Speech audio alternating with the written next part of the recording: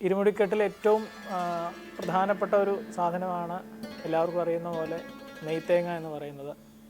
ഈ നെയ്ത്തേങ്ങയെ പറ്റിയും മുൻപും പറഞ്ഞതാണ്, പലതരം വ്യാഖ്യാനങ്ങളുണ്ട്. നെയ്യ് ആത്മാവായിട്ടും തേങ്ങ ശരീരമായിട്ടും ഒക്കെ ഒരു താത്വികമായിട്ട് അതിനെ ചിന്തിക്കാറുണ്ട്. കുറച്ചുകൂടെ സൂക്ഷ്മമായിട്ട് പറയുമ്പം തേങ്ങയെ അല്ലെങ്കിൽ നാളികേരത്തെ ശിരസ്സായിട്ട് കണ്ടിട്ട് നെയ്യെ ആ ഒരു ഭക്തൻ്റെ മനസ്സിനെ ഈശ്വരനുമായിട്ട് ഉള്ള ഒരു സ്നേഹം അല്ലെങ്കിൽ ഒരു കണക്ഷൻ എന്ന് പറയുന്ന ആ ഒരു മനസ്സിനെയും കാണുന്നു. തൻ്റെ വൈരാഗ്യവും തൻ്റെ ആത്മസമർപ്പണത്തോടും ഈ ഒരു ആത്മാവ് അല്ലെങ്കിൽ ഈ ഒരു ഈശ്വരനുമായിട്ടുള്ള ആ ഒരു ഭക്തി എന്ന് പറയുന്നത് ആ ദേവനിൽ തന്നെ ഒടുവിൽ ലയിക്കുന്ന ഒരു വലിയൊരു തത്വത്തെയാണിത് കാണിക്കുന്നത്.